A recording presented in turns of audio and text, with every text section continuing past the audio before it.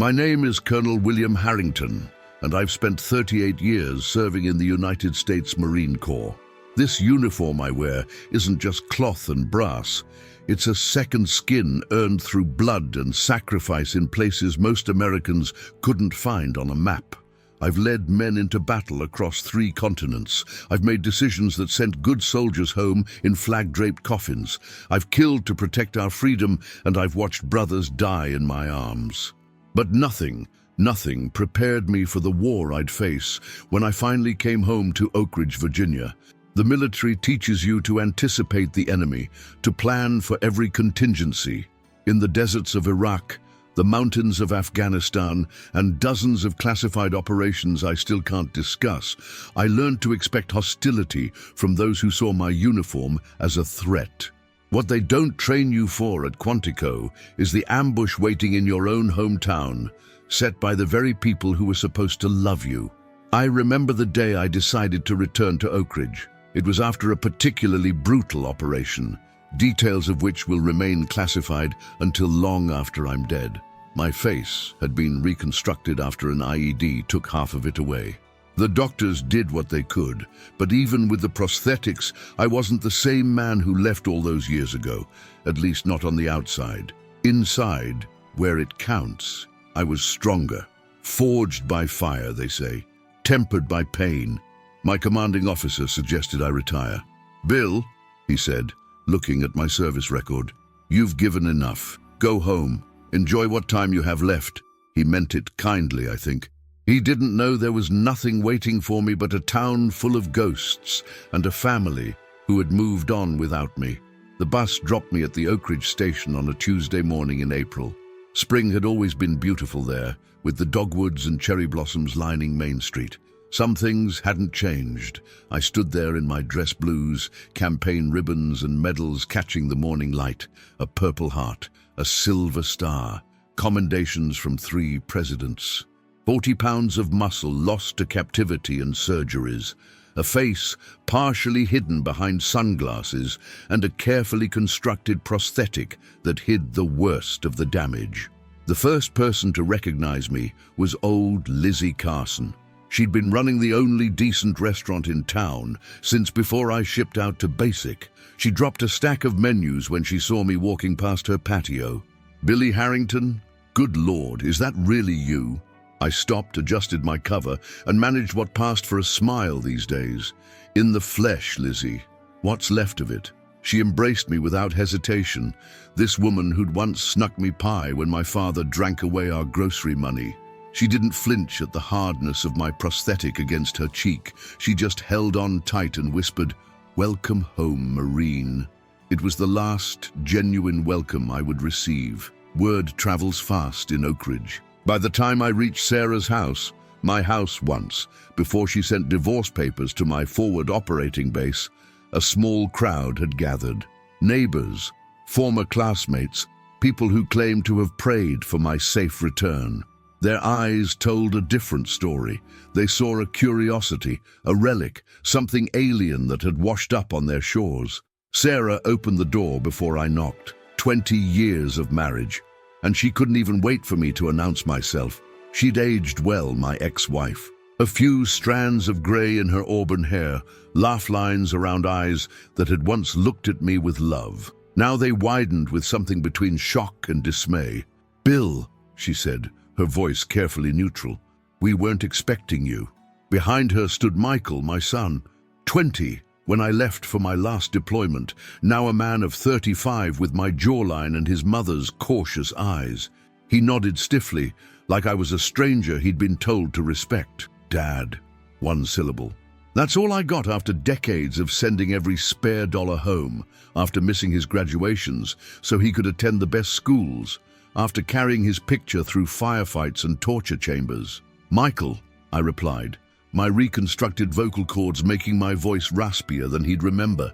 "You've grown." Sarah ushered me inside, away from prying eyes. The house had changed.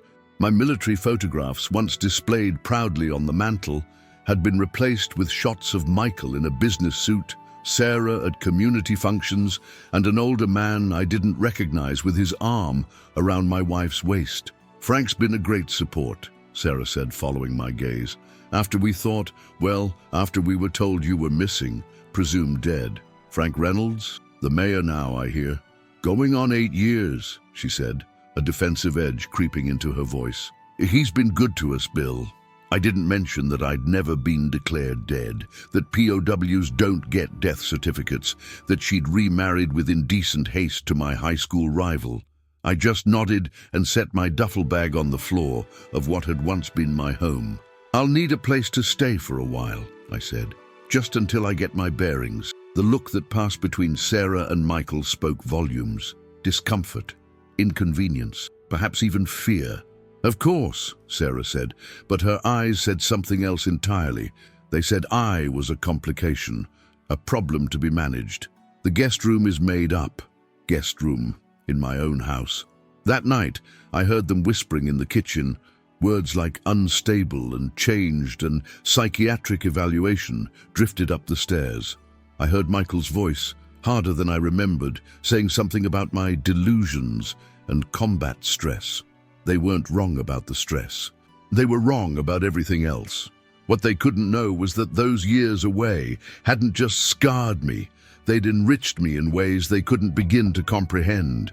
While they were building their comfortable small-town life, I was building an empire. While they were assuming I was broken beyond repair, I was patiently laying the groundwork for a return that would shake Oak Ridge to its foundations. The next morning, I ventured into town, feeling the stairs follow me down Main Street. At the Anchor Inn, the local watering hole where I'd once celebrated my commission, I found most of the old crowd. Bobby Thompson, now running his father's bank. Mayor Frank Reynolds, wearing my wife like a campaign accessory. The high school football heroes turned middle-aged disappointments. They fell silent when I entered, these men who had never ventured beyond county lines, who had never tested themselves against anything more dangerous than a deadline or a tough negotiation. Well, look what the war sent back, Bobby finally said, forcing a jovial tone. The ghost of Bill Harrington. I ordered a whiskey, neat. Let them stare at my gloved hands, my too rigid face, my eyes that had seen things they couldn't imagine. Heard you got yourself pretty banged up over there, Bill, Frank said, the false sympathy in his voice making my molars grind. Real shame. I took a measured sip of my drink. Got some good news, though, I said, my voice deliberately calm. Made some investments while I was away. Bought some land out in Nevada. Bobby's laugh was the first crack in my composure. Desert land? In Nevada? Hell, Bill, they really did scramble your brains, didn't they? The bar erupted in poorly disguised chuckles. I finished my drink in silence, left cash on the bar, and walked out with my spine marine straight. They had no idea what was coming, no idea that those worthless desert acres sat atop mineral deposits worth billions. No idea that the confused old soldier they mocked had spent his captivity memorizing geological surveys and investment strategies, preparing for a return they never expected. No idea that I'd partnered with Catherine Miller, daughter of my fallen brother-in-arms, to build a fortune while they grew complacent in their small-town certainties. They called me crazy when I came back, but they had no idea about the fortune I'd accumulated over those years. No idea that the real war was just beginning. That night, as I lay in the guest room of my former home, I heard them whispering again. Planning, scheming. I heard my son's voice say something about power of attorney and mental competency hearings. I heard the woman I had once loved discuss my delusions with clinical detachment. And I smiled in the darkness, the part of my face they couldn't see, twisting into something between grief and anticipation. Let them underestimate me. Let them think the war had broken me. They would learn soon enough what combat really teaches a man: patience, strategy, and the cold certainty that survival sometimes requires sacrifice. The storm was coming to Oak Ridge, and I had spent 38 years learning how to weather storms. Morning came with the smell of coffee and whispered conspiracies. I rose before dawn, a habit 38 years of military service had burned into my body clock. The guest bedroom, my bedroom in a previous life, faced east. The first rays of sunlight painted Oak Ridge's church steeple gold, just as they had when I was a boy. Some things never change. People, though. People are another matter entirely. I dressed methodically in civilian clothes, pressed khakis, a button-down shirt, loafers instead of combat boots.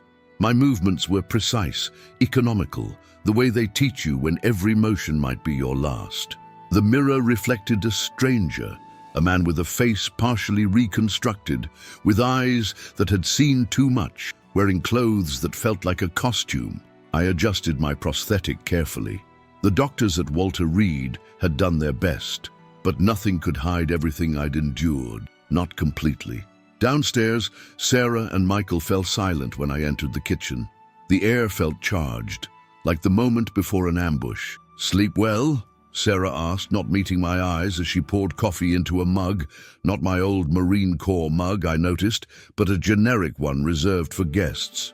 "Well enough," I replied, accepting the coffee with a nod. "Thought I'd head into town today, check on some business matters." Michael exchanged a glance with his mother. Business matters? In Oak Ridge? The disbelief in his voice might have wounded me once. Now it was just confirmation of what I already knew. They saw me as broken, delusional, a problem to be managed until I could be institutionalized. They had no idea I'd spent my years of service building something that would change everything. "Banking," I said simply. "Need to verify some accounts." "Bobby Thompson runs the bank now," Sarah offered, her tone cautious. "His father passed 5 years ago. Heart attack on the golf course." I nodded, as if this information was new to me, as if Catherine Miller hadn't already provided me with detailed dossiers on everyone in town. "Bobby and I have some catching up to do then." The First National Bank of Oak Ridge occupied the same red brick building on Main Street that it had when I left for my first tour. The only difference was the digital sign out front displaying interest rates and the smug portrait of Robert Thompson Jr. hanging in the lobby with President emblazoned beneath it. The young teller's eyes widened when I approached her window. Word travels fast in small towns, and my return was the biggest news since Frank Reynolds had secured that state development grant. The one that mysteriously benefited properties he had acquired just months before the announcement. "I'd like to speak with Mr. Thompson, please," I said, sliding my military ID across the counter. "Colonel William Harrington." "Do you have an appointment, sir?" she asked, her eyes darting to the scars visible near my collar. "Tell him it's about the Nevada properties." 5 minutes later, I was ushered into Bobby's office. My old friend Bobby, who had once vomited on my shoes after drinking too much at senior prom, now settling his considerable bulk behind a mahogany desk with an air of self-importance that almost made me smile. "Bill Harrington," he said, gesturing to a chair, "back from the dead. When Sarah told Frank you'd returned, I could hardly believe it. Not dead," I corrected mildly, "just deployed." "For 15 years without contact?" He raised an eyebrow. "The Army gave up looking for you after 2. Marines," I corrected again. "And they shouldn't have." Bobby's smile didn't reach his eyes. "Well, we're all glad you made it back, Bill. Sarah was... We were all concerned about your welfare." I bet they were. Concerned about whether I'd come back to complicate their neat little arrangements. "I need to access my accounts," I said, keeping my voice level. Bobby's laugh was immediate and condescending. "Accounts? Bill, those accounts were transferred to Sarah years ago. After the presumptive death declaration, there was a small memorial service. Lovely affair at the church. Frank gave quite a moving eulogy." "Oh," I kept my face impassive, though I imagined it was difficult to read expressions on my reconstructed features anyway. "I'm not talking about my old checking account, Bobby. I'm talking about my investment portfolio." He blinked, confusion momentarily replacing condescension. "Investment portfolio?" I reached into my jacket and removed a folder, sliding it across the desk. "I'll need to verify these holdings are still active and arrange for a significant transfer." Bobby opened the folder with the casual dismissiveness of a man about to humor a crazy old friend. Then his eyes widened. He flipped through the pages quickly, his face growing redder with each document. These are, he sputtered. Desert Properties Limited, I supplied. Headquartered in Nevada, with mineral rights to approximately 60,000 acres of land outside Las Vegas, currently valued at just under $2 billion last I checked. Date, the blood drained from Bobby's face so quickly, I was momentarily concerned he might follow his father's footsteps with a cardiac event right there in his office. This is a mistake, he managed, or some kind of joke. Do I look like I'm joking, Bobby? He looked up at me then, really looked, and I saw the moment when doubt crept into his certainty, when the possibility that the broken soldier might not be so broken after all began to take root. I'll need to verify these documents, he said, professional mask slipping back into place. It may take some time to... Call this number, I interrupted, sliding a business card across the desk. Catherine Miller, my attorney. She'll verify everything. I'll expect confirmation by the end of business today. I rose to leave, but paused at the door. Oh, and Bobby, I'll be looking to make some local investments soon. Property, mainly. I hope the First National Bank of Oak Ridge will be cooperative. I left him staring at the folder, his world tilting on its axis. The walk from the bank to the Anchor Inn took exactly 7 minutes, past storefronts that had barely changed in 20 years. Carson's Diner, where Lizzie still served the best apple pie in 3 counties. The hardware store, now run by Tim Mitchell's son. The pharmacy, the florist, the small-town life I had once thought was all there was, before the Marines showed me the world in all its brutal glory. The Anchor Inn was quiet at 11 in the morning, just a few retired men nursing beers and watching ESPN on the mounted television. They fell silent when I entered, eyes tracking me as I made my way to the bar. Whiskey neat, I told the bartender, a young man I didn't recognize. Macallan, if you have it. Bit early for the hard stuff, isn't it, Bill? Came a voice from behind me. Mayor Frank Reynolds stood there in a tailored suit that screamed small-town success, his hand outstretched as if we were old friends, as if he hadn't moved into my house, married my wife, and helped convince the town I was a broken shell of a man. I ignored his hand. It's 5 o'clock somewhere, Frank. His smile tightened, but he maintained the political facade, sliding onto the bar stool beside me. Sarah mentioned you were in town. Wish you'd let us know you were coming. We could have prepared something. A parade, perhaps, or a straitjacket. It was a last-minute decision, I said, accepting my whiskey from the bartender and taking a careful sip. The burn felt good, familiar. Well, you're welcome to stay as long as you need to get settled, Frank said, choosing his words carefully. I know readjustment can be difficult for veterans, especially after what you've been through, what I'd been through. As if my experiences could be summarized in a sympathetic platitude. Actually, I said, swirling the amber liquid in my glass, I'm thinking of making Oak Ridge my permanent base of operations. I've acquired some business interests that will require local management. Frank's expression didn't change, but something shifted in his eyes. Wariness, perhaps. Business interests? Here in Oak Ridge? Among other places. Frank signaled the bartender for a drink of his own. Bill, I hope you don't mind me saying so, but Sarah's mentioned some concerns about your state of mind since returning. There it was, the first move in their game. Has she? I kept my tone neutral. PTSD is nothing to be ashamed of, Frank continued, his voice dropping into what I assumed was his concerned constituent register. The town has resources. We can help you get the care you need. That's very generous, Frank, but I assure you my mind is perfectly clear. He leaned closer, cologne and insincerity wafting off him in equal measure. Bill, you told Sarah you own billions in Nevada real estate.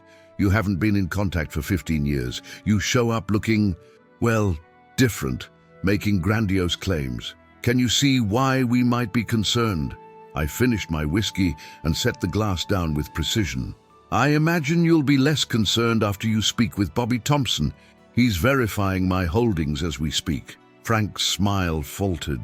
Bobby, what does he have to do with this? Ask him yourself, I suggested, rising from my stool. He should be making some phone calls right about now. I left Frank at the bar and stepped back into the spring sunshine. 3 stops in one morning, 3 seeds planted. The whispers would spread through Oak Ridge by nightfall. The crazy old Marine might not be so crazy after all. Lunch at Carson's diner brought more stares, more whispers. Lizzie herself served me, sliding into the booth across from me after delivering my club sandwich. "They're all talking about you," she said without preamble. Lizzie had never been one to mince words. "Let them talk." Her eyes, sharp despite her 70 years, studied my face. "Bobby Thompson nearly had a stroke in his office this morning. Word is you showed him something that scared the hell out of him." I allowed myself a small smile. "Just some paperwork." She wasn't buying my nonchalance. "And what exactly have you been doing all these years, Billy Harrington? Because it sure wasn't being dead like everyone thought." I met her gaze steadily. "Some of it was classified, Lizzie. The rest, let's just say I had time to make some strategic investments." She reached across the table and patted my hand. My real one, not the prosthetic.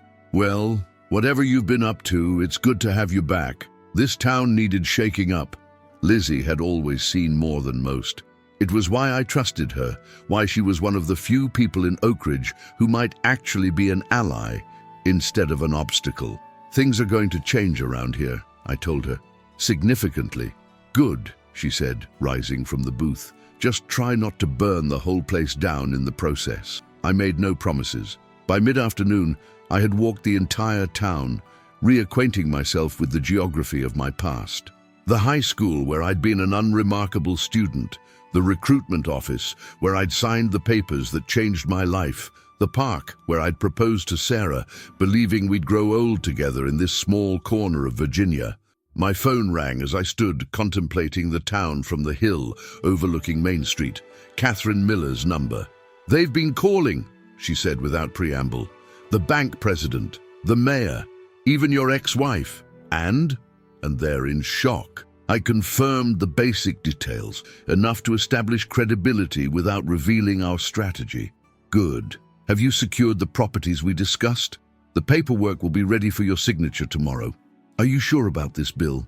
"It's extreme." I watched a young family strolling along Main Street, oblivious to the seismic shift about to upend their community. "They left me for dead, Catherine. They're planning to have me declared mentally incompetent." "Yes, I'm sure." "Then it's done. I've also arranged the meeting with the Army Corps of Engineers regarding the flood management project. They're eager to discuss your proposal." "Excellent. Keep me posted." I ended the call and continued my survey of Oak Ridge. From this vantage point, I could see it all. The streets I'd memorized as a child, the buildings that held both happy memories and bitter betrayals. Soon, I would own most of it. Not for revenge, though that would be a natural assumption.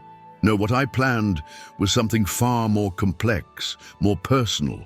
A reckoning, yes, but also a resurrection of the town, of justice, and perhaps even of the man I had once been, before war and captivity and betrayal had reshaped me. The sun was setting when I returned to Sarah's house. Never mine again, despite the mortgage payments I'd faithfully sent from every deployment. Michael's car was in the driveway alongside Frank's ostentatious Mercedes. The War Council had convened then. I opened the front door without knocking, a small assertion of the rights they'd tried to strip from me, and walked into a conversation that abruptly halted. Sarah, Frank, and Michael sat in the living room, tension evident in their postures. "Bill," Sarah said, rising quickly, "we were just discussing my finances," I finished for her. "My mental state. Whether I should be committed for evaluation." Michael had the grace to look ashamed. Frank merely looked calculating. "Bill, you have to admit your story is unusual," Frank said, his politician's voice in full effect. "We're concerned, that's all." "Bobby Thompson called," Sarah added. "He said you showed him some documents about property in Nevada. Is that true?" I removed my jacket and hung it precisely on the coat rack by the door. "It's true. And this property is worth what Bobby claims?" Michael asked, speaking for the first time. "More, actually.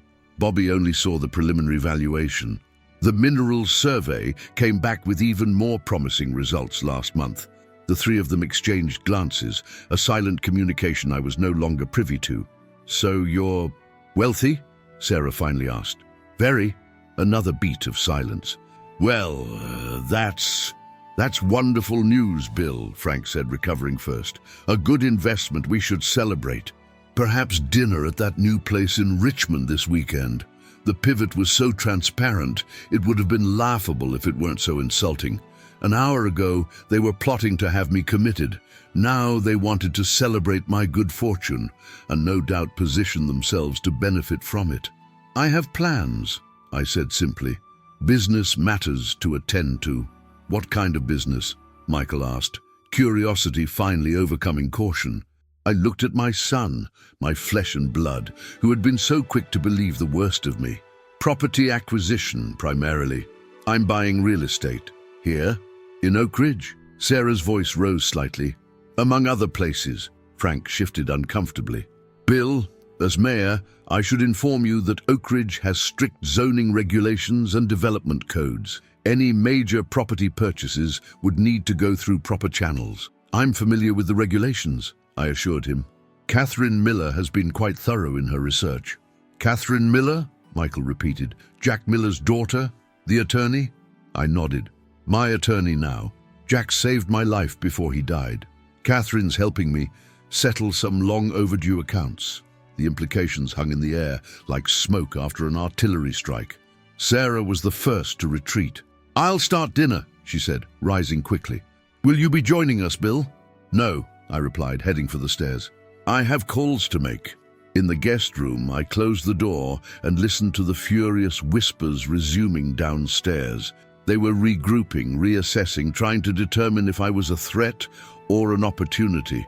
They still didn't understand that I was both. I opened my laptop and reviewed the property acquisitions Catherine had prepared. The bank, the town hall, the commercial buildings along Main Street, the land where the new development was planned. By this time tomorrow, I would control the economic future of Oak Ridge. By the end of the week, I would control its physical survival. The meteorological reports confirmed what the Army Corps of Engineers had been warning about for months. The spring thaw, combined with heavy rainfall, had raised the river to dangerous levels. The old flood control system, the one Frank had delayed upgrading to divert funds to his pet projects, wouldn't hold if the storms forecast for the weekend materialized. I'd spent decades in war zones, learning that timing was everything.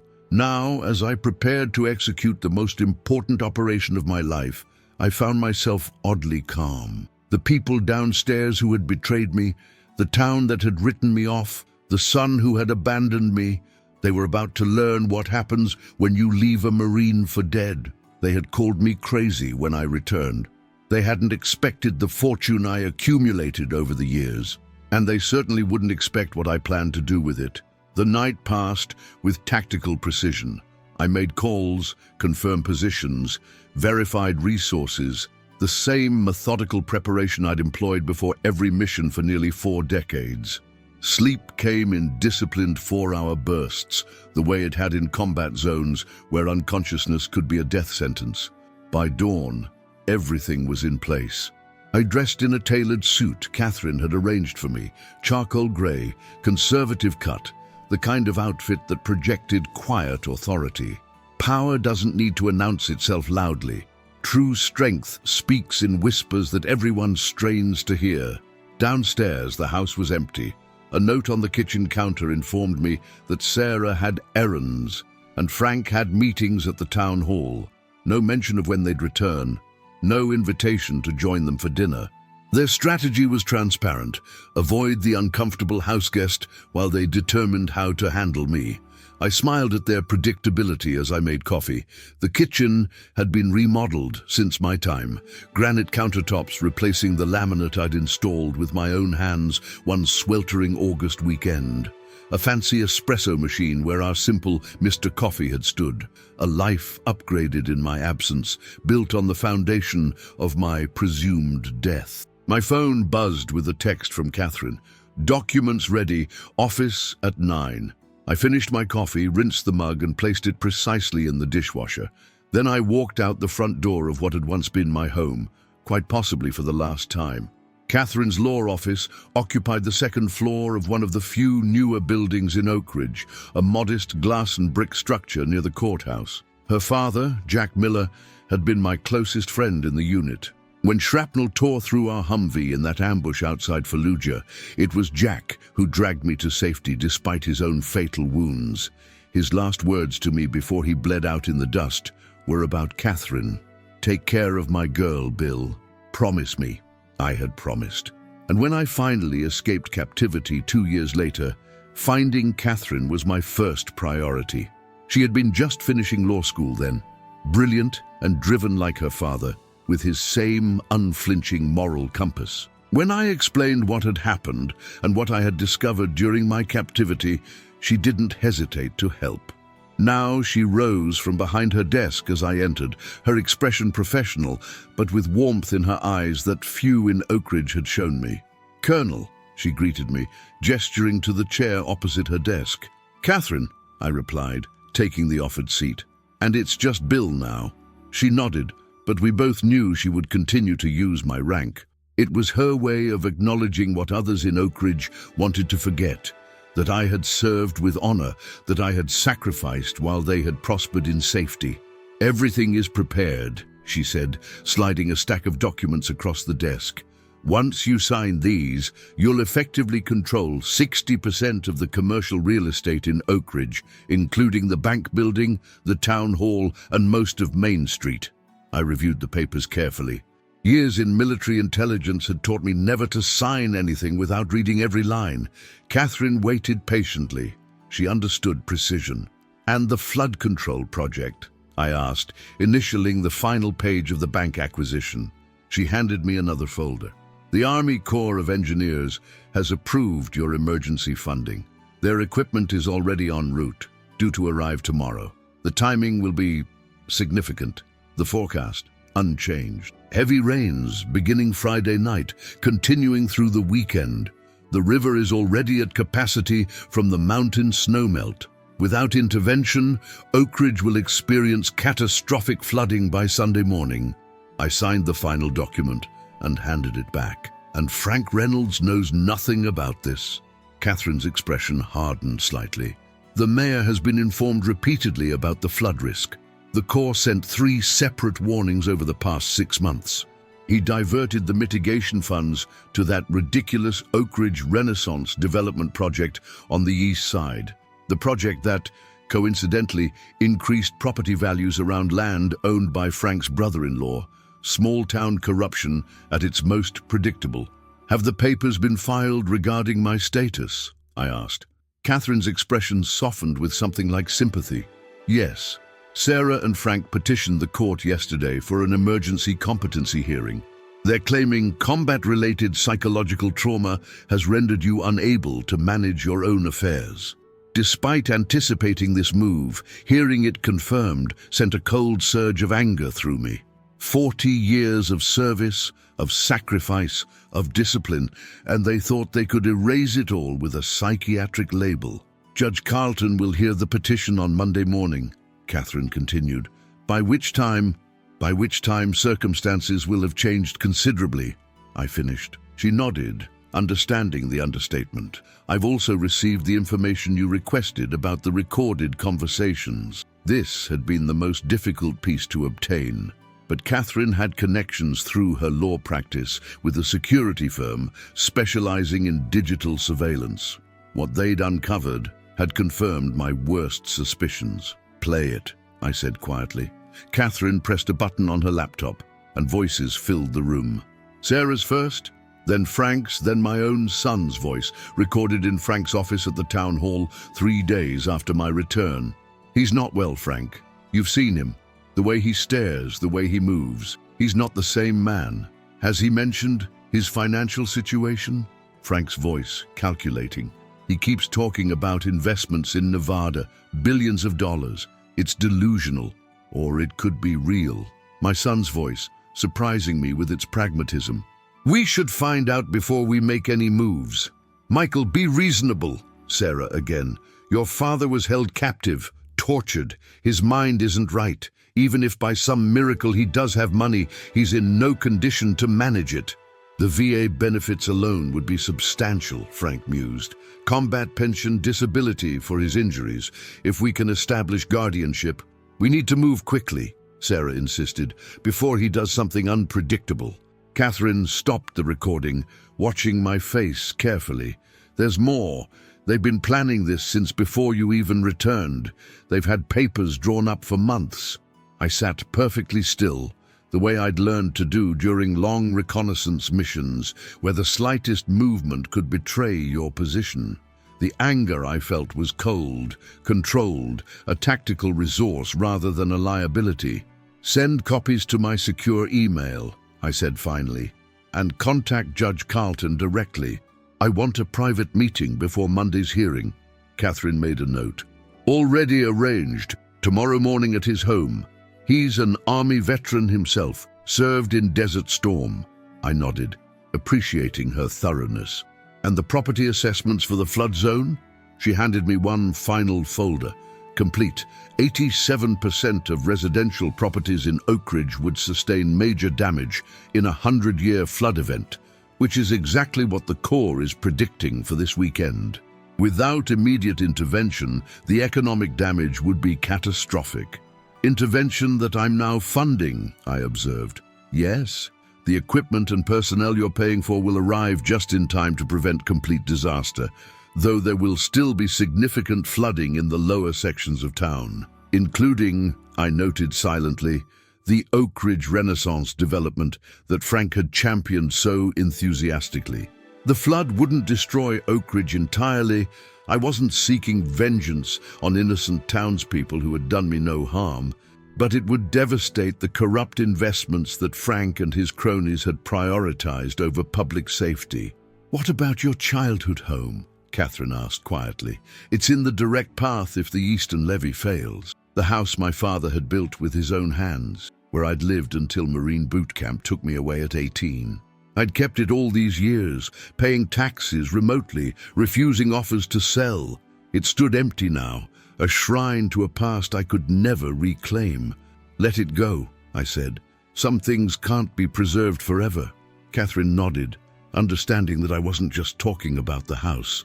I rose to leave, but paused at the door. Your father would be proud of you, Catherine. Her professional composure cracked slightly. He'd be proud of you too, Colonel. For surviving, for coming back, for keeping my promise, I added.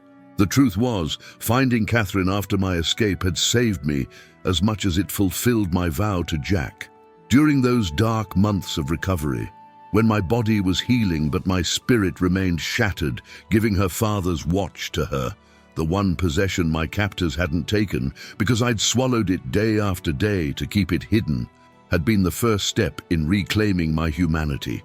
The watch now gleamed on her wrist, a constant reminder of connections that transcended death and distance. Some promises cannot be broken, even when the world thinks you're dead. I left Catherine's office and walked through town with unhurried confidence. Let them see me. Let them wonder.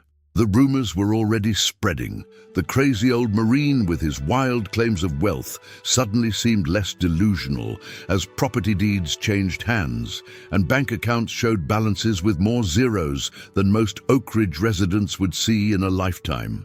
At the coffee shop on the corner, I overheard whispers, buying up half the town. Billions in mining rights. Sarah and Frank trying to have him committed. Small towns run on gossip the way engines run on fuel. I was counting on it. I entered the hardware store where Tim Mitchell's son now managed what had been a family business for 3 generations.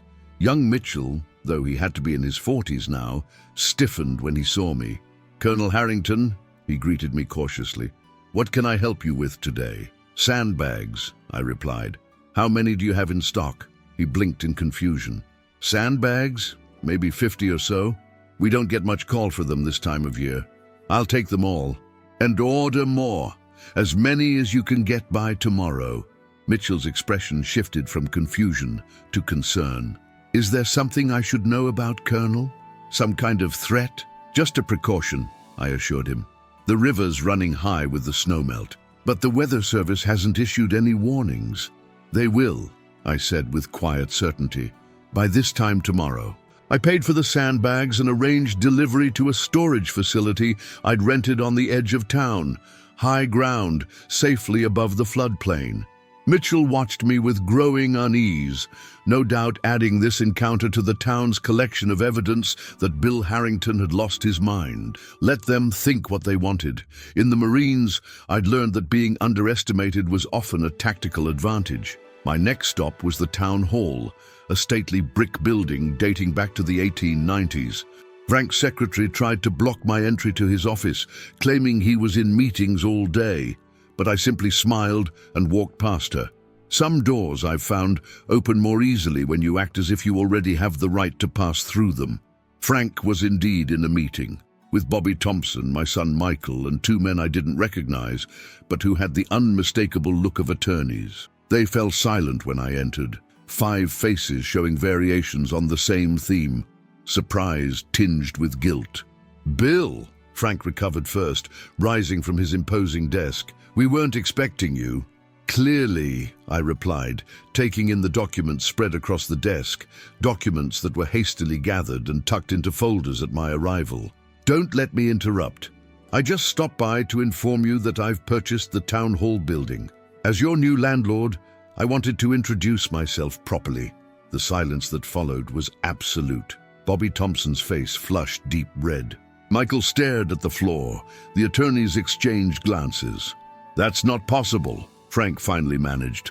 "The town hall isn't for sale." "It was," I corrected him. "The county has been trying to offload it for years due to maintenance costs. The Historical Society couldn't raise the funds to preserve it." "I could." Frank's political smile faltered.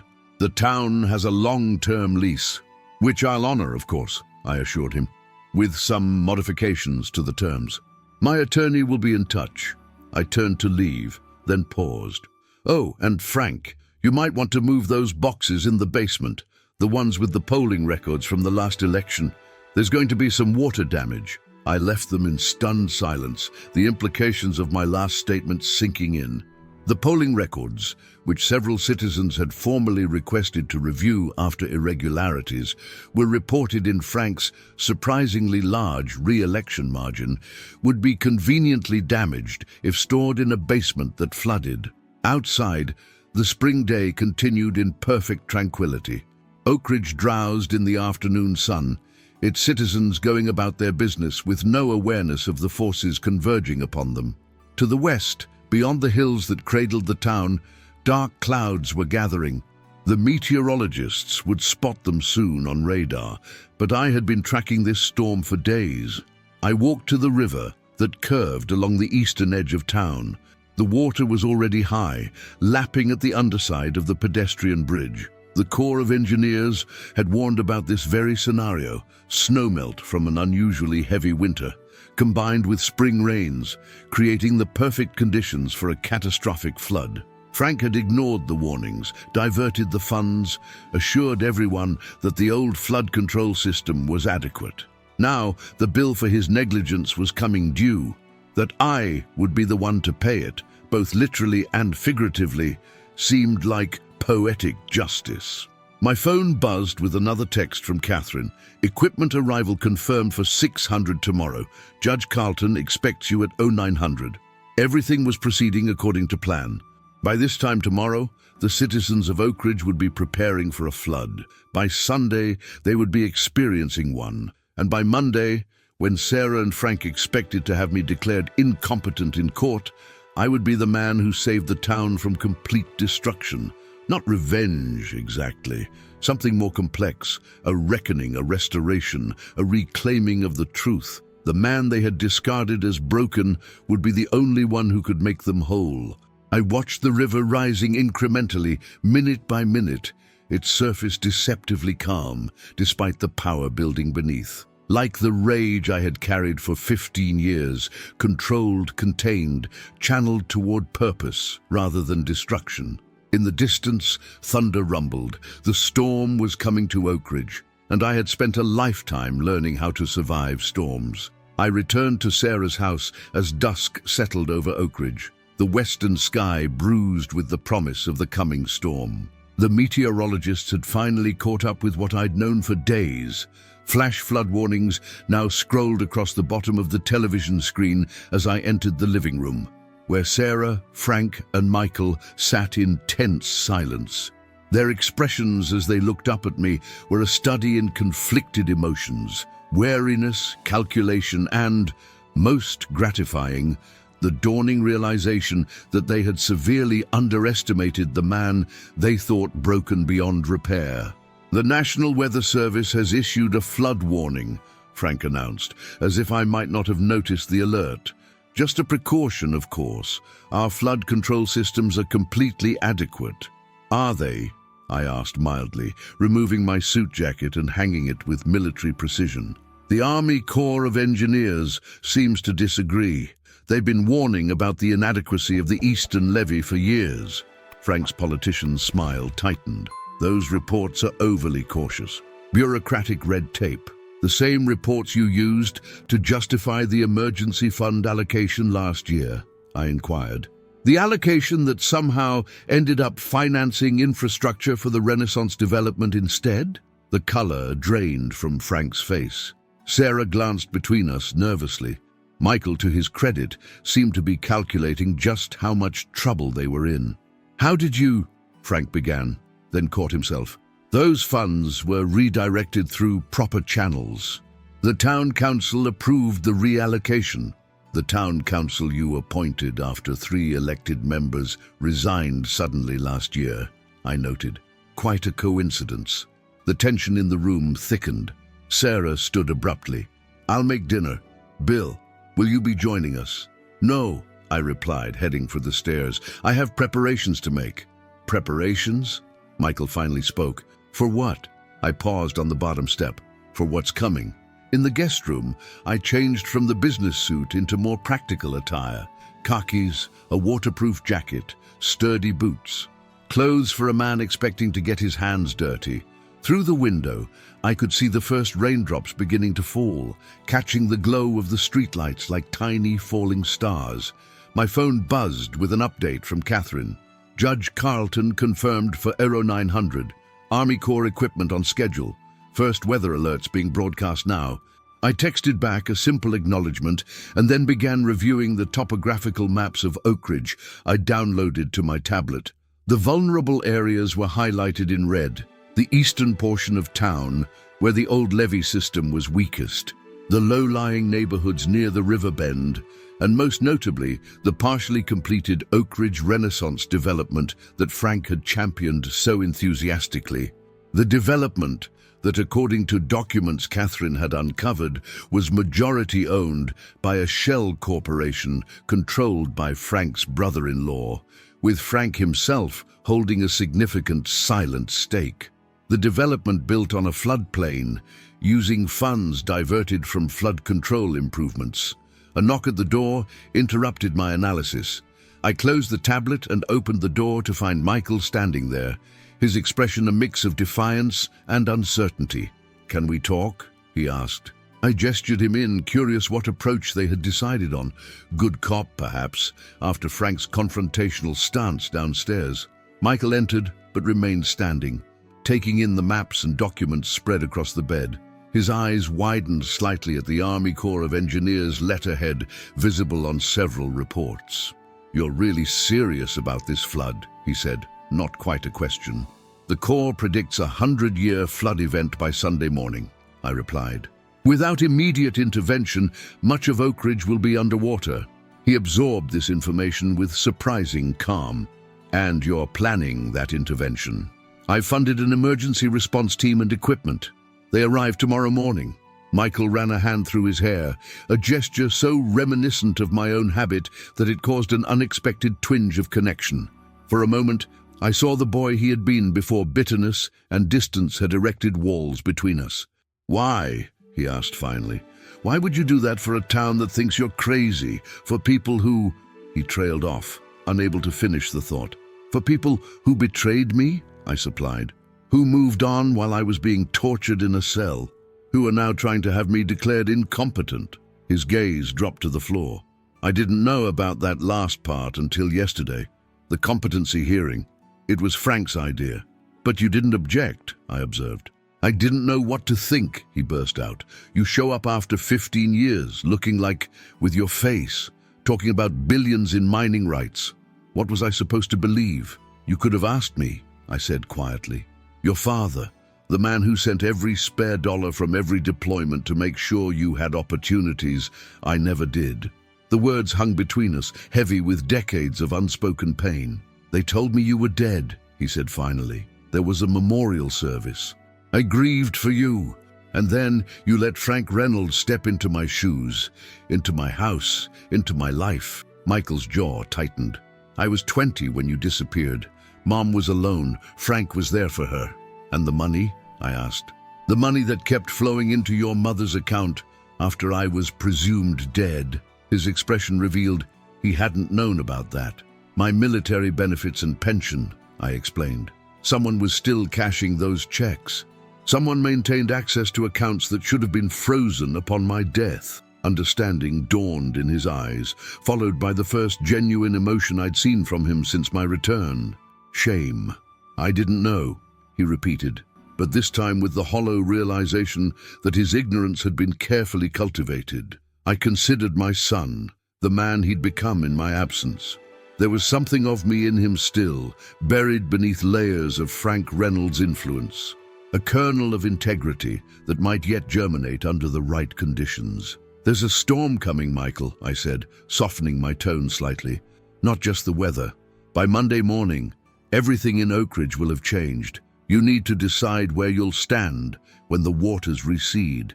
He met my gaze, searching for something in my reconstructed features. Why are you telling me this? Because despite everything, you're my son. The admission cost me something to voice aloud. And because you might be the only one worth saving. Michael left without another word, but his expression told me he had much to consider. Whether he would make the right choice remained to be seen. I returned to my preparations, reviewing evacuation routes and identifying critical resources. The rain was falling steadily now, drumming against the roof with increasing insistence. I'd always had a keen sense for weather, a survival skill honed through jungle operations and desert deployments, where reading the sky could mean the difference between life and death. This storm would be historic. The meteorologists were finally catching up to what my old injuries had been telling me for days. My reconstructed knee ached with the dropping barometric pressure. My twice-broken shoulder throbbed in harmony. The body remembers what the mind might prefer to forget. Just before midnight, I received another text from Catherine. Urgent, meet at the office, new information. I slipped out of the house without encountering Sarah or Frank. The rain had intensified, sheets of water cascading down empty streets. Oak Ridge slept, oblivious to the danger-gathering force in the mountains above them, where the deluge was feeding streams that fed the river that curved through their town like a snake. Catherine was waiting in her office, her normally immaculate appearance showing signs of haste, hair pulled back carelessly, casual clothes instead of her usual professional attire. She was typing rapidly on her laptop when I entered, stopping only long enough to slide a flash drive across the desk toward me. You need to see this, she said, returning to her typing. County records from the flood control project, maintenance logs, inspection reports. I inserted the drive into my own laptop and began reviewing the files. What I found sent a chill through me that had nothing to do with my rain-soaked clothes. They falsified the inspection reports, I said, scrolling through dates and signatures. The Eastern levee was rated as failing 3 years ago. Catherine nodded grimly. And Frank buried the report. Worse, they did repairs, cosmetic ones, just enough to pass a visual inspection, and billed the county for a complete structural overhaul. The difference, nearly $2 million, was funneled into the Renaissance project. Criminal negligence, I observed. Criminal fraud. At minimum, she agreed. I've sent copies to the State Attorney General's office, but given the storm timeline, the evidence will be underwater before any investigation can begin, I finished, unless we secure it. All of it. The physical records, the material evidence of substandard repairs. I studied the schematics of the levee system, identifying the critical failure points. The eastern section will breach first, here and here, I indicated on the map. That would direct the majority of the flooding toward the Renaissance development and away from the oldest parts of town. Poetic justice, Catherine remarked. But not enough, I said, a plan already forming. We need to document the substandard work before it's washed away. And we need to make sure people are safely evacuated from the flood path. The core equipment won't arrive until morning, Catherine reminded me. By then the rain will have intensified. Then we work with what we have now, I decided. Contact Lizzie Carson.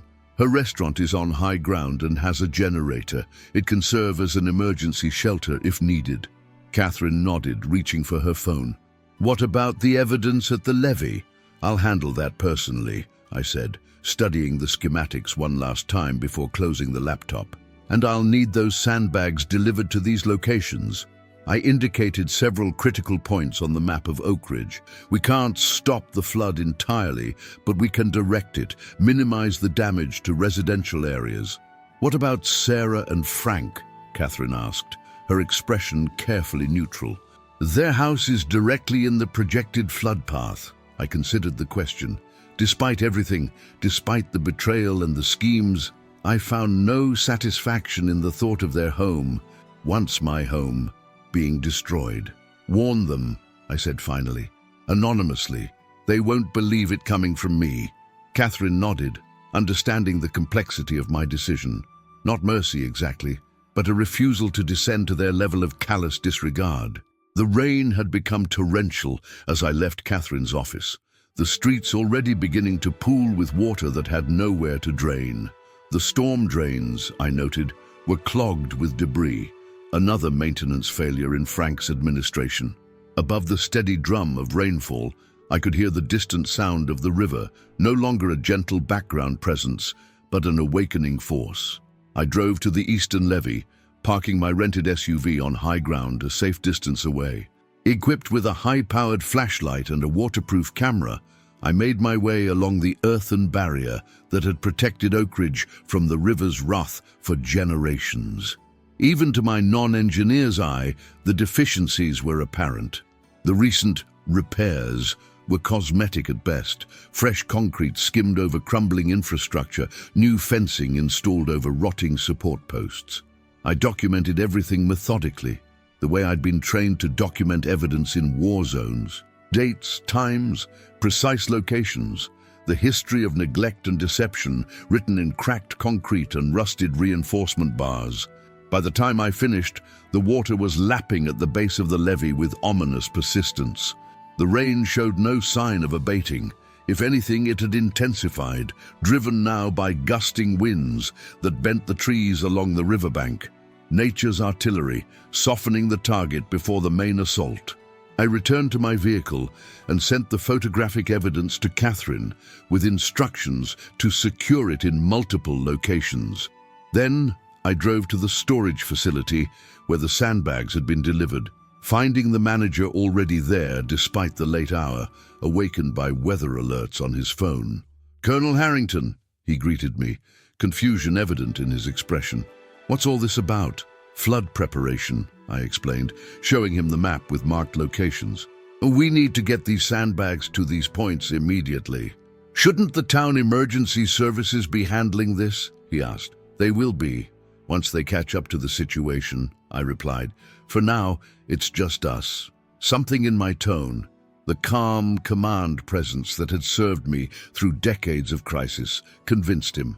He helped me load sandbags into my SUV and his own truck, and soon we were joined by two of his friends, alerted by hasty phone calls. Throughout the remainder of that long night, our small group worked methodically in the driving rain, placing sandbags at strategic points to divert the inevitable floodwaters away from the most vulnerable residential areas.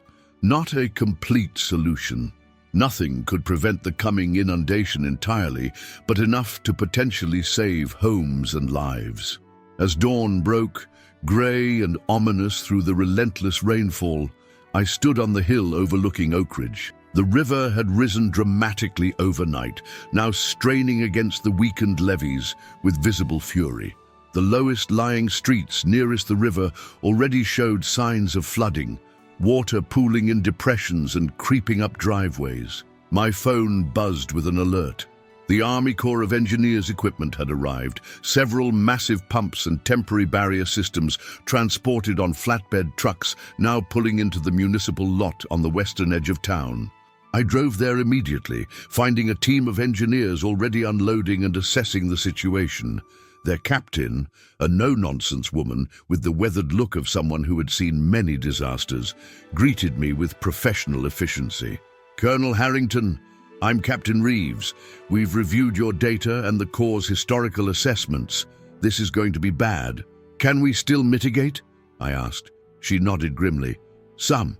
We can deploy pumps at these key points," she indicated on her tablet, "and the barrier system might hold back some of the water from the main residential areas. But that eastern levee is going to fail. No question. Everything in this zone," she drew a line with her finger, "is going to be underwater by tomorrow morning." The zone she indicated included the Renaissance development, Frank and Sarah's house, and the town hall.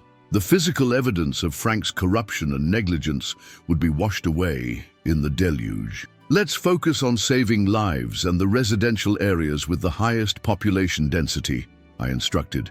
"The commercial damage is insured. The personal losses aren't." Captain Reeves nodded in agreement, and her team sprang into action with military precision that felt achingly familiar. This was a different kind of battlefield, but the stakes were just as high, human lives hanging in the balance of decisions made under pressure. As the Corps team deployed their equipment, I noticed emergency vehicles beginning to move through the streets of Oak Ridge. The official response was finally mobilizing, hours behind where it should have been. Better late than never, though too late to prevent what was coming. My phone rang. Catherine, her voice tight with urgency. "The eastern levee is showing signs of imminent failure," she reported. "And Bill, Frank is at the town hall destroying documents." I glanced at my watch. Almost time for my meeting with Judge Carlton, where I would present evidence of the conspiracy against me, the competency hearing, the financial schemes, the years of deception. But that could wait. Some threats required immediate response. "I'm on my way to the town hall," I told her. "Contact the state police. This is now a criminal matter." As I drove through the rain-lashed streets toward the town center, emergency sirens began to wail across Oak Ridge. The official evacuation order finally issued. In my rearview mirror, I could see the eastern horizon where the river curved around the town. Even through the rain, I could tell that the water had risen to within inches of the levee top. The battle for Oak Ridge had begun. And like every battle I'd fought in nearly 4 decades of service, I was prepared to see it through to the end. The town hall stood like a sentinel in the downpour, its red brick darkened to burgundy by the relentless rain. Water already pooled around its foundation, seeping into the basement, where records from generations of Oak Ridge governance were stored, including, I knew, the evidence of Frank's malfeasance. I parked haphazardly, abandoning military precision in favor of urgency, and splashed through ankle-deep water toward the building's entrance. The streets were eerily empty, most residents either evacuating or battening down, preparing for a flood many still believed would be manageable. They didn't yet know what I knew, that nothing about this disaster was natural. It had been engineered through years of corruption and neglect, as surely as if Frank Reynolds had personally taken a sledgehammer to the levee.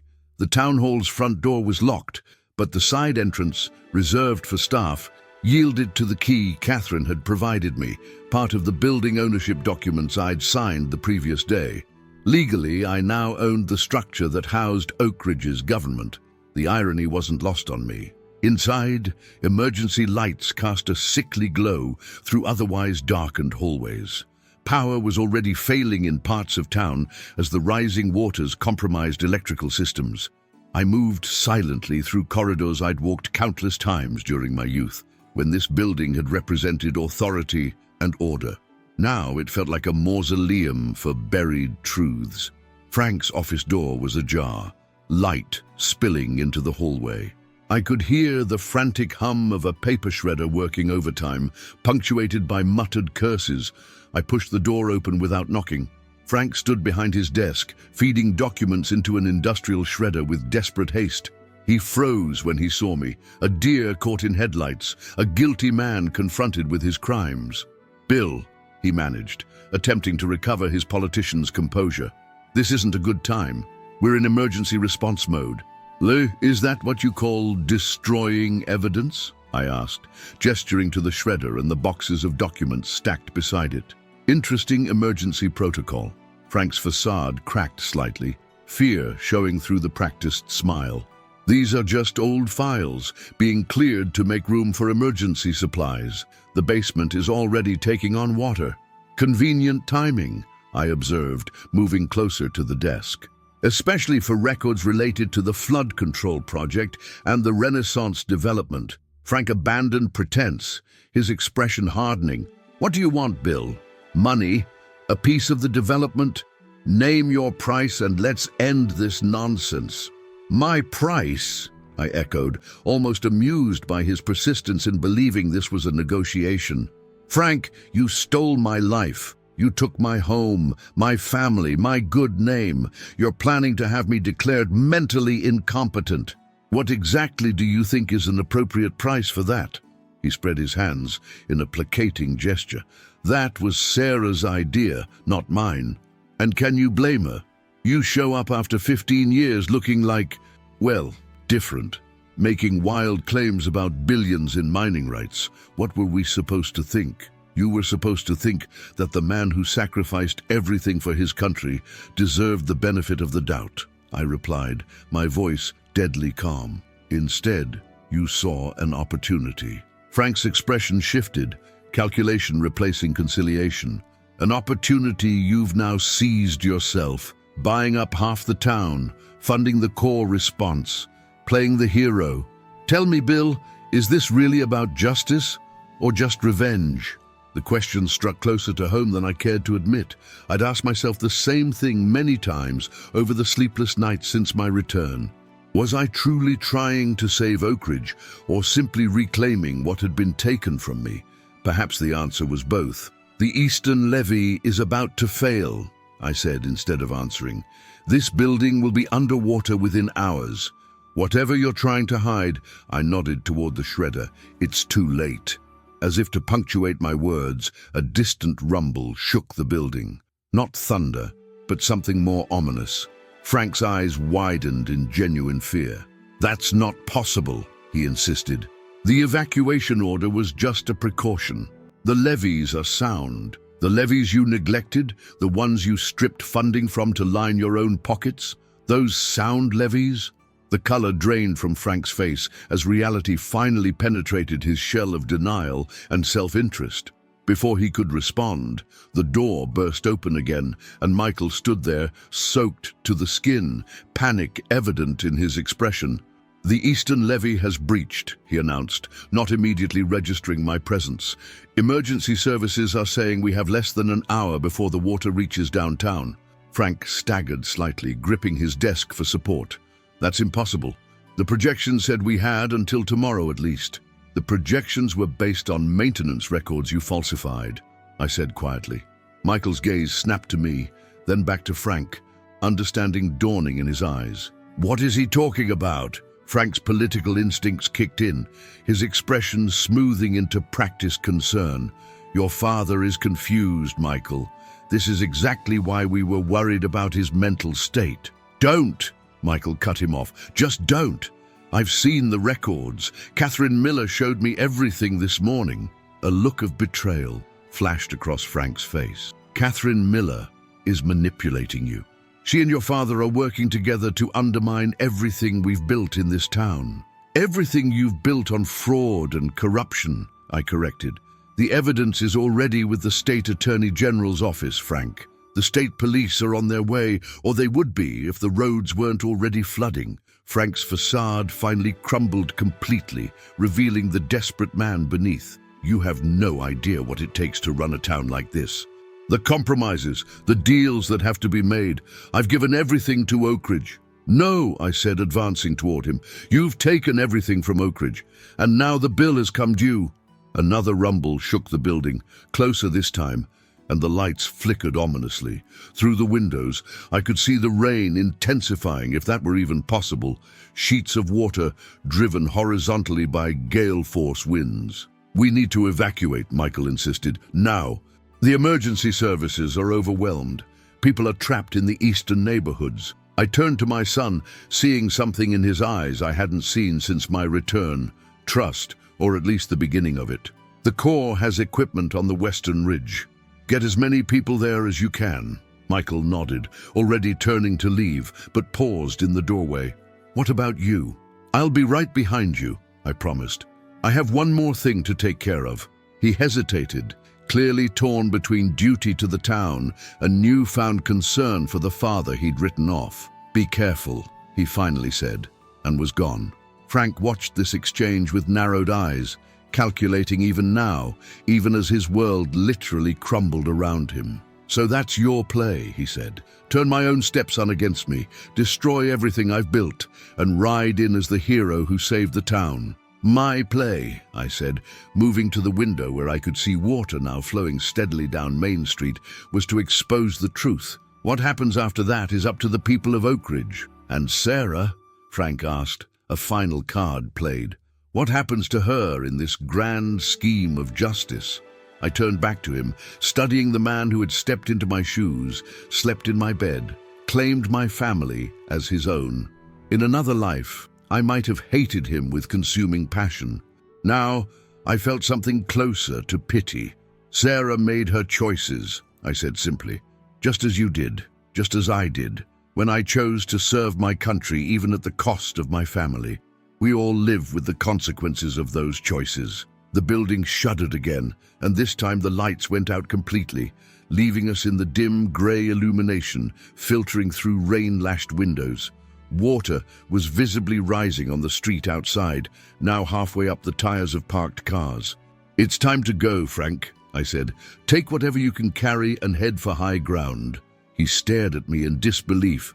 "You're just letting me leave, after everything." "I'm not a judge or a jury," I replied, "and we don't have time for vengeance. The water won't care about our grievances."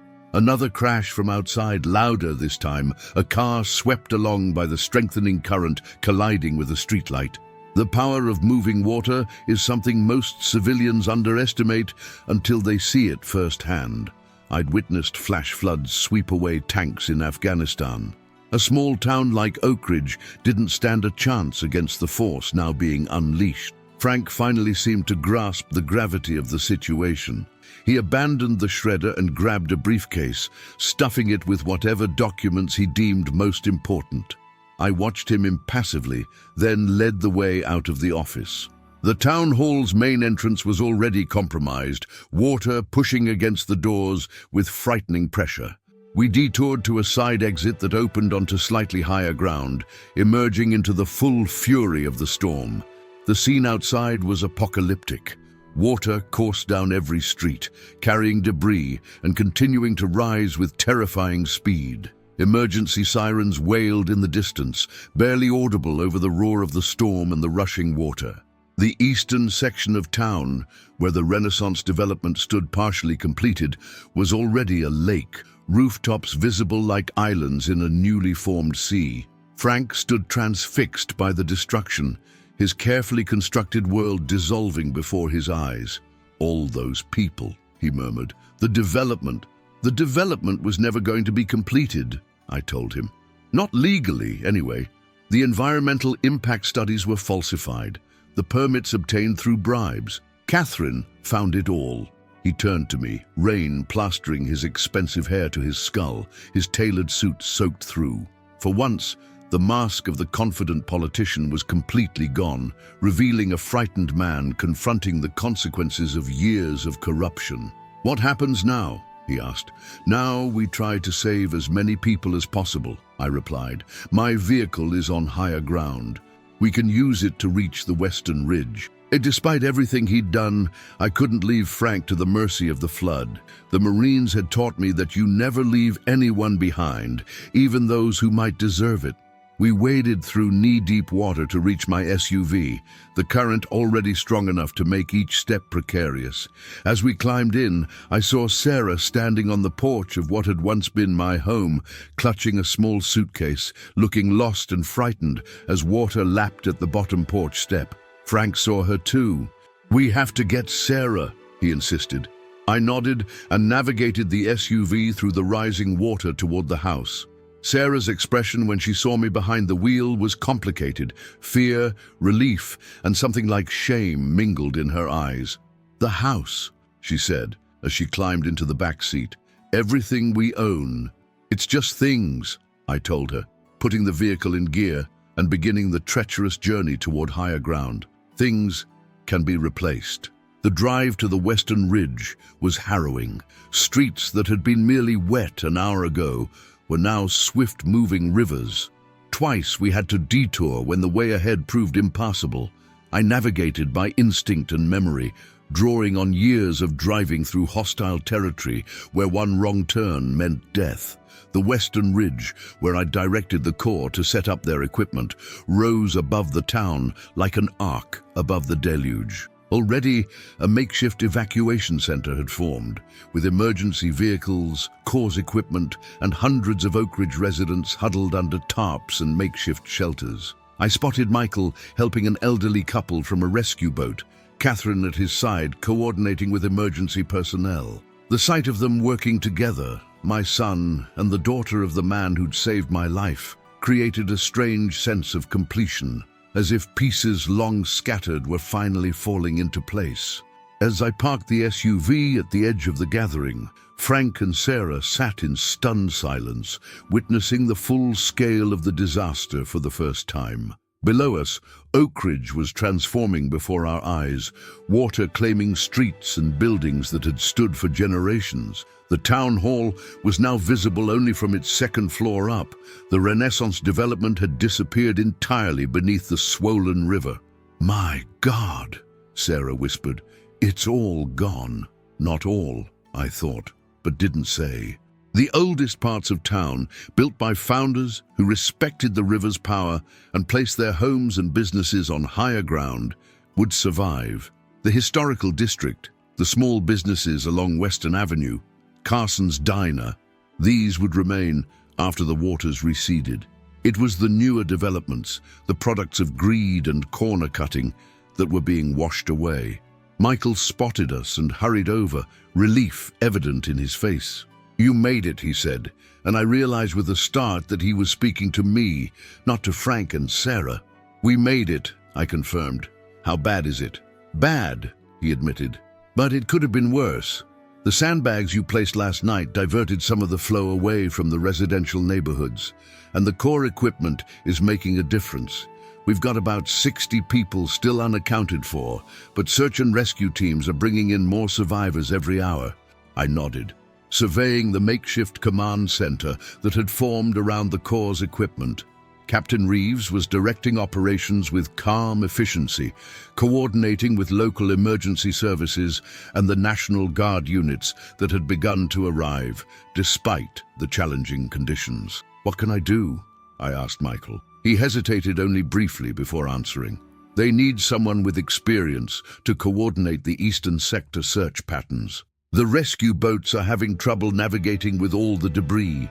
I understood what he was asking. Despite everything, despite the betrayal and the years lost, he was turning to me now, to my experience, my training, my capacity to function under the most extreme conditions. "I'll handle it," I assured him. As I turned to join the rescue coordination team, Frank called after me, his voice lacking its usual authority. "Bill, wait. What happens tomorrow? When the water recedes?" I looked back at the man who had tried to erase me from Oak Ridge's memory, who had conspired to have me declared incompetent, who had built his success on corruption and lies. In his eyes, I saw fear, not just of the flood, but of the reckoning that would come after. "Tomorrow," I told him, "the truth comes out, all of it, the falsified records, the diverted funds, the conspiracy against me, and then justice takes its course." "They'll blame me for everything," he protested. "The flood, the development, all of it." "Not everything," I corrected him, "just the parts that were your fault. The flood was coming regardless.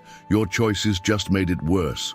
I left him there, standing in the rain with Sarah, both of them suddenly diminished, no longer the power couple of Oak Ridge, but simply two people who had made terrible choices and now faced the consequences. As I joined Captain Reeves at the command post, I felt a strange sense of peace wash over me. Not happiness exactly. Too many lives had been disrupted for that, too much damage done, but resolution. The end of a mission that had begun in a desert ambush 15 years ago and would conclude here, on a rain-soaked hillside, overlooking a town that had both rejected me and now desperately needed me. "Colonel Harrington," Captain Reeves greeted me. "We could use your expertise with these search grid patterns." I studied the maps spread before us, marking areas where people might still be trapped, calculating rescue routes through the transformed landscape of what had once been my hometown. This was familiar territory, not the flooded streets, but the act of planning, strategizing, making order from chaos. "Let's get to work," I said. And as the rain continued to fall on Oak Ridge, washing away corruption and complacency, I realized that everyone had been right about one thing. I had come back changed, not broken as they had assumed, but transformed, tempered by fire and hardship into someone stronger, someone capable of facing betrayal without being consumed by bitterness. They had called me crazy when I returned. They hadn't expected the fortune I had accumulated over the years. And they certainly hadn't expected that when disaster struck, I would be the one to save them, not for glory or vengeance, but because it was the right thing to do. Some debts can never be repaid. Some wounds never fully heal. But as I directed rescue boats toward the steeple of the church where a dozen people had sought refuge, I understood that true strength lies not in revenge, but in the capacity to rise above it. Oak Ridge would rebuild, different, perhaps better, and I would be there to see it happen, not as a ghost from the past, but as the man I had become, scarred but whole, betrayed but unbowed, determined to reclaim not just what had been taken from me, but what I had willingly sacrificed for duty and country. The fortune I had accumulated wasn't measured in dollars or property deeds. It was the wealth of experience, of survival against impossible odds, of finding purpose in the act of saving rather than destroying. And as the first rays of sunlight finally broke through the clouds, illuminating the changed landscape below, I knew that this, not revenge, but redemption, was the true reward for all those years lost in darkness. It's been 5 years since the flood that changed Oak Ridge forever. 5 years since I stood on that western ridge, directing rescue boats through streets that had become rivers, watching as the truth rose to the surface, along with the floodwaters. They called me crazy when I returned after 15 years away. A broken soldier with a reconstructed face, making wild claims about fortune and betrayal. My own family, my ex-wife Sarah, my son Michael, and the man who had stepped into my shoes, Mayor Frank Reynolds, had planned to have me declared mentally incompetent, to take control of what little they thought I had left. What they didn't know was that during those years of service and captivity, I had built something beyond their imagination. The desert lands in Nevada that they'd mocked turned out to contain mineral deposits worth billions. The crazy old Marine they'd written off had returned not as a burden to be managed, but as the man who would ultimately save them from their own corruption and complacency. When the Eastern levee failed that rainy weekend, the levee that Frank had neglected while diverting funds to his own development projects, Oak Ridge faced destruction. But the emergency equipment I'd funded, the sandbags I'd positioned through the night, the Corps of Engineers team I'd brought in, these turned catastrophe into mere disaster. Lives were saved, homes preserved, a community given a chance to rebuild. The aftermath brought the reckoning I'd promised. The state investigation revealed everything. The falsified maintenance records, the diverted funds, the kickbacks, the conspiracy to have me declared incompetent. Frank faced criminal charges for corruption and fraud. Sarah lost the social standing she'd prized above all else. The Renaissance development, their monument to greed, remains an abandoned shell, a reminder of what happens when profit is prioritized over safety. But this story isn't really about revenge, though many expected it. It would have been easy to destroy them completely. I had the resources, the evidence, the justification. Instead, I chose something more difficult, rebuilding rather than tearing down. The properties I'd acquired throughout Oak Ridge became the foundation for renewal. The town hall, rebuilt on higher ground, now houses a transparency initiative, ensuring that corruption can never again take root so deeply. The commercial buildings along Main Street were restored and offered to local business owners at affordable rates, keeping Oak Ridge's character intact while strengthening its economic foundation. My old family home, Sarah and Frank's house, was among those damaged beyond repair. In its place now stands a center for veterans, offering services and support to those who served our country and returned to find their place in the world changed. Sarah works there now, not by my requirement but by her own choice, a path to redemption she chose for herself after everything fell apart. Frank served his time and left Oak Ridge upon release, understanding that some bridges cannot be rebuilt. Last I heard, he was working at his brother-in-law's car dealership in North Carolina, a humbling fall for a man who once thought himself untouchable. And Michael?